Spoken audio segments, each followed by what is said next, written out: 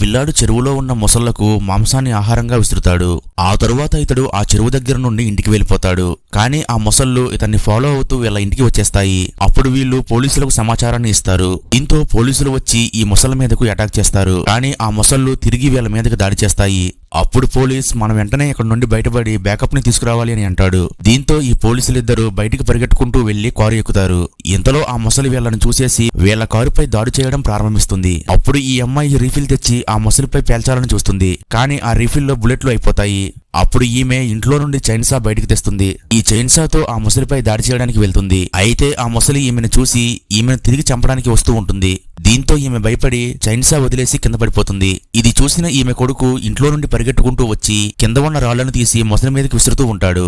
అప్పుడు ఆ మొసలి తిరిగి ఈ పిల్లాడి మీదకి వస్తూ ఉంటుంది. ఇది చూసి ఇతడి తల్లి మొసలికి ఎదురుగా వస్తుంది. అప్పుడు ఈ మొసలి ఈమెపై దాడి చేస్తుంది. ఇది చూసిన పోలీస్ చైన్సా ఆన్ చేసి ఆ మొసలి తోకను కత్తిరిస్తూ ఉంటాడు. దీంతో ఆ మొసలి మళ్లీ తిరగబడుతుంది. ఇది చూసి వీరందరూ మళ్లీ ప్రాణాలు కాపాడుకోవడానికి ఆ ఇంట్లోకి పరుగులు తీస్తారు. కానీ డోర్ లాక్ అయిపోయి ఉంటుంది. అప్పుడు పోలీస్ చైన్సాతో ఆ డోర్ కట్ చేసి లోపలికి వెళ్తారు. అయితే ఆ మొసలి కూడా వీరి వెనకాలే వచ్చి ఇంట్లోకి వచ్చేస్తుంది. మిగతా స్టోరీ కావాలంటే వీడియోని లైక్ చేసి పార్ట్ 3 అని కామెంట్ చేయండి.